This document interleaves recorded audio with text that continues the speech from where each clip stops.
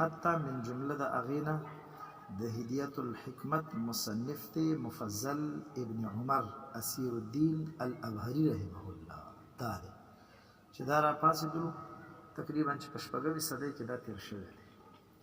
د هجرت نه 600 کاله وروسته دا عالم پیدا شوی دی هدیت الحکمت چې چا لیکلی دی خپل نوم یې مفضل دی د والد صاحب نامه عمر ده مفضل ابن دا د هدیت الحکمت مصنف دا په هغه علاقه کې پیدا دی دې وجه نه دې ته څه وایي ابهري څه ورته وایي ماشاءالله باب موږ کوو په حساب وجه کې چې دا د یو تلمیذ خاص یو شاګرد هغه راپسېدلی دی کتاب خو حساب نو دا بیا راولاړ شلو علامه اسیر الدین الابهري رحمه الله او په فلسفه کې دا مضبوط متن لیکلی دی هدیت الحکمت طالبانو دې باندې ډېر شروحات لیکل شوي دي یو شرح د ده میبزي ده چې هغه هم په تکمیله کې ویل کېږي میبزي چې کومه ده د دې بیا شرح ده ژوند وفا وکړه انشاءالله لکه کافي دپاره چې مشهوره شرح کومه ویل داسې د هدیت الحکمت د دې متن دپاره شرح چې کومه جوړه شوې ده میبزي جوړه شوې دواړه ویل کېږي او دواړه په نصاب کې داخلي دي تکمیلي کتابونه دي دواړه ویلی شي طالبانو مخکې د دې نه چې دلته علامه مفضل ابن عمر اسیر الدین الابهري رحمه الله شروع کړی د په قسم ثاني باندې په طبعیاتو کې د دې نه وړاندې د حکمت لږه خلاصه یاده کړئ حکمت طالبانو په دوه قسمه دی یو ته ویلی شي حکمت عملی او بل ته ویلی شي حکمت نظري یو ته ویلی شي حکمت عملی ماشاءالله حکمت عملی چاته وایي طالبان دا هغه علم دی چې د دې په ذریعه باندې د داسې امورو د حالاتو علم حاصلېږي د داسې امورو د حالاتو علم حاصلېږي چې د هغې وجود زموږ په اختیار او قدرت کې وي چې د هغې وجود او قدرت په اختیار کې وي ما ویل چې حکمت دوه قسمه دی یو نظري دی او بل عملي دی حکمت عملي چاته وایي دا هغه علم دی چې د دې په ذریعه باندې د داسې امورو د حالاتو علم حاصلېږي چې د هغې وجود زموږ په اختیار او زموږ په قدرت کې وي تاسو پوه شئ لکه مثلا حسن عدل او قبح ظلم عدل کې حسن پروت دی که قبح ټولې پېژني دا هغه اشیا دي چې د دې وجود زموږ په اختیار او قدرت کې دی موږ یې پېژندلی شو لکه حسن د چا د عدل او قبح د چا نو چې هر چاته ویل چې یاره ظلم کې حسن دی که قبح ده قبح ده که بد دی قبح نه بدوالی دی دا هغه امور دي چې د دې وجود دی باندې علم راتلی دا زموږ په اختیار کې دي زموږ په قدرت کې دي دې ته څه وایي حکمت ماشاءالله چاته وایي حکمت عملي دا هغه علم دی چې د دې په ذریعه باندې داسې امورو د حالاتو علم حاصلېږي چې د هغې وجود زموږ په اختیار او زموږ په قدرت کې وي ماشاءالله او حکمت نظري طالبانو د دې برعکس دی دا هغه علم دی چې د دې په ذریعه باندې د داسې امورو د حالاتو علم حاصلېږي چې د هغې وجود زموږ په اختیار او قدرت کې وایي حکمت نظري چاته وایي شابه د هغه علم دی چې د دې په ذریعه باندې د داسې امورو د حالاتو علم حاصلېږي چې د هغې وجود زموږ په اختیار او قدرت کې یعنې زموږ په طاقت کې نه وي لکه علم د باري تعالی علم د باری تعالی علم په صفاتو د باری تعالی علم په ذات د باری تعالی علم په صفاتو د باری تعالی دارنګه هغه اشیاء چې هغه د انسان د علم نه ماورا او بالا دي لکه مثلا بعضی مخفي امور لکه علم د افلاک اسمانونو علم لاندې د معدنیات او غیره چې د انسان نشي پټ نو دا ټول حکمت نظری دي ماشاءالله دا ټول حکمت نظری دي حکمت عملی او نظری او پیژندل ماشاءالله طالبانو حکمت عملی په خپل کور کې درې قسمه دي او حکمت نظری په خپل کور کې درې قسمه دي حکمت عملی چې په خپل کور کې درې قسمه دي طالبانو تهذیب الاخلاق تدبیر المنزل سیاست مدنی سیاست مدنی خو هم پیژندلی کنه عمران خان چې بادشاه وکړه سیاست مدنی او ریاست مدنی به نه یادو ریاست مدنی هغه طالبانو په دغه فلسفه ده کنه دا دغه اشیاء دي نو ما ویل چې حکمت عملی خپل کور کې وایي کار څه شرط تهذیب الاخلاق تدبیر المنزل او سیاست مدني طالبانو قرآن کریم کې ډېر زیات احکام دې په باره کې راځي چې ته د دې فلسفې نه خبر شې بیا د قرآن کریم هلته دا اشیا هم ډېر په اسانۍ سره ته پېژندلی شي تهذیب الاخلاق طالبانو چاته وایي متوجه تهذیب الاخلاق دې ته ویلی شي دا هغه علم دی چې د دې په ذریعه باندې د یو شخص د مصالحو علم حاصلېږي د دې په ذریعه څه شي تعریف کوو تهذیب الاخلاق چې د دې په ذریعه باندې د یو شخص د مصالحو علم حاصلېږي ماشاءالله هغه مصالح چې دا شخص په موصوف شي نو د رذایلو نه به منزه شي هغه مصالح چې دا شخص په موصوف شي منزه شي پاک شي رذایلو نه به منزه شي پاک بشي وایي شابه تهذیب الاخلاق چاته وایي زر وایي دا علم دی چې د دې په ذریعه باندې د یو شخص د مصالحو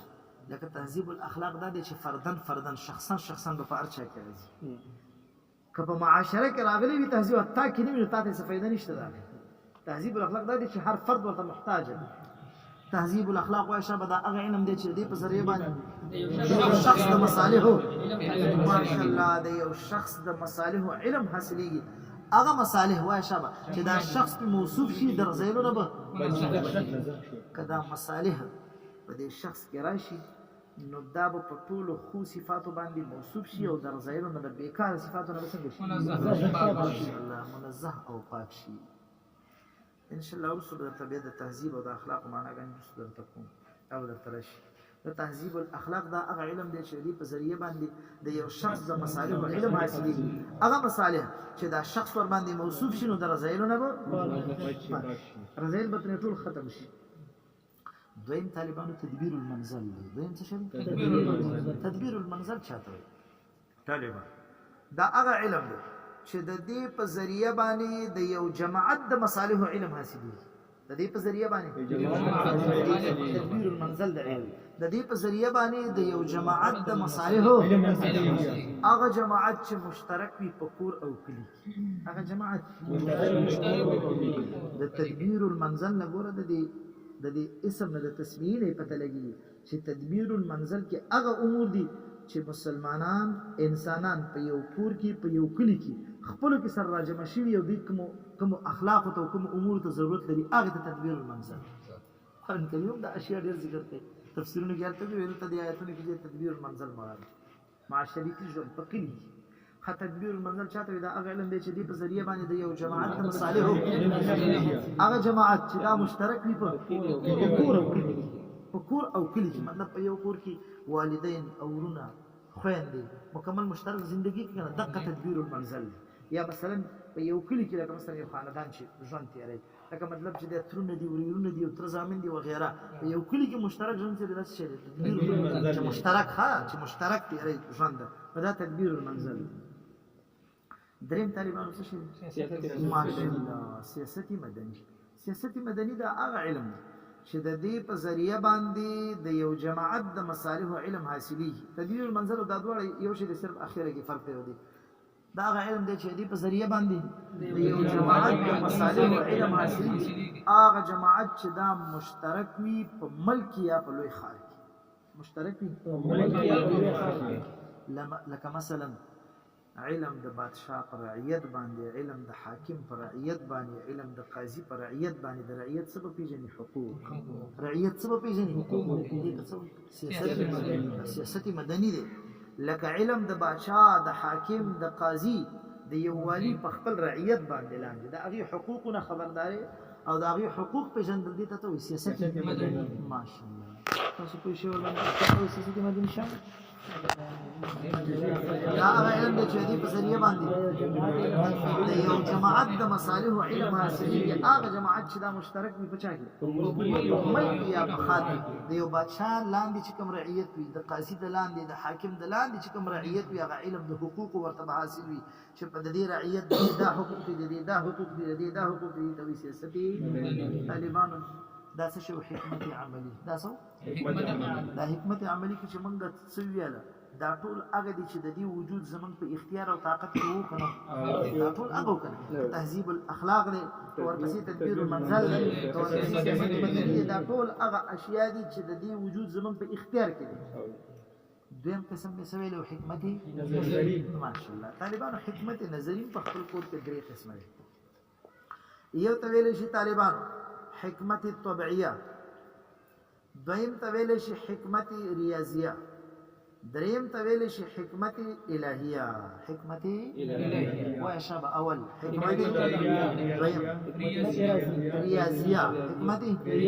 ریاضیه او حکمت الهیه ماشاءالله حکمت طبيعيه چاته طالبانو دا هغه علم دی چې د دې په ذریعہ باندې د داسې امور او حالات معلومیږي چې هغه په وجود خارجي او وجود ذهني کې مادي ته محتاج دي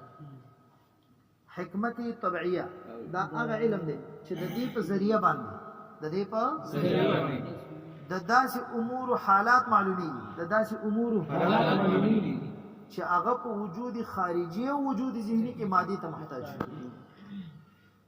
لکه علم د حیوان او د انسان علم د حیوان او انسان دا ټول هغه شی طالبانو چې دا یو ماده لري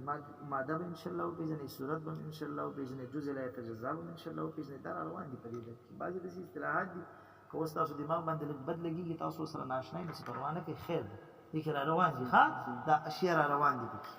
ځکه اوس د اړ یو شی دلته تشریح کوم نو مطلب دا چې موږ نبی هغه خپل دغه کې را روان دي بیا نه خپل مقصود څه کیږي ماده سی ویل چې حکمت طبيعيه چاته وي حکمت طبيعيه دا هغه علم دی چې د دې په ذریعہ باندې د داسې امور او حالات معلومي وای شابه چې هغه په وجود خارجي او وجود ذهني دواړو کې چاته محتاج دي مادي ته محتاج دویم حکمت ریاضیه حکمت ریاضیه چاته وي دا هغه علم دی چې د دې په ذریعہ باندې د داسې امور او حالات معلومیږي چې په وجود خارجي کې مادي ته محتاج وي او په وجود ذهني کې مادي ته محتاج وي ماشاءالله لکه علم د شکل مثلث او مربع چې ورته وایي مثلث او مربع نو دا شکل مثلث او مربع دا موږ په خارج کې پیژنو دا به چېرته پیژنو نو دا حکمت ریاضیه دی حکمت ریاضیه هغه دی چې دا په وجود خارجي کې مادي ته محتاج او په وجود ذهني کې مادي ته وای شب حکمت ریاضیه چاته وي دا علم دی چې دې په ذریعہ باندې داسې امور او حالات معلومیږي چې په وجود خارجي کې مادي ته محتاج وي دریم قسم طالبانو حکمت الهیه حکمت الهیه چاته وي دا هغه علم دی چې د دې په ذریعہ باندې د داسې امور او حالات معلومیږي چې نه په وجود خارجي کې ماده ته محتاج او نه په وجود ذهني کې ماده ته محتاج شابه نه په ماشاءالله لکه ذات د باری تعالی وجود د باری تعالی نه په وجود خارجي کې ماده ته محتاج دی شابه ماشاءالله نه په وجود ذهني کې ماده ته محتاج دی دا د حکمت نظری درې اقسام دي څو قسمه حکمت نظری وای شابه حکمت طبيعيه حکمت طبيعيه دا هغه علم دی چې د په ذریعہ باندې داسې امور او حالات معلومیږي چې په وجود خارجي او وجود ذهني حکمت ریاضیه دا هغه علم دی چې د په ذریعہ باندې داسې امور او حالات معلومیږي چې په وجود خارجي کې ماده ته محتاج او ماشاءالله او دریم قسم حکمت الهیه دا هغه علم دی چې د په ذریعہ باندې د داسې امور او حالات معلومیږي چې په وجود خارجي او وجود ذهني ماشاءالله دا د حکمت اقسام طالبانو په کوم اعتبار سره د عملی او نظری موږ اول چې حکمت په دوه قسمه دي عملی او نظری ماشاءالله بیا عملی په درې قسمه دي بس ته طالبانو سبا ته ان شاء الله لاندې کتاب د خیر سره وایي تاسو هغه دغه برابر کړو ورته ان شاء الله تر دې پوری بیا خدای رساو دا چې کوم درس موږ ورونه موږ دا په یاد باندې ذهن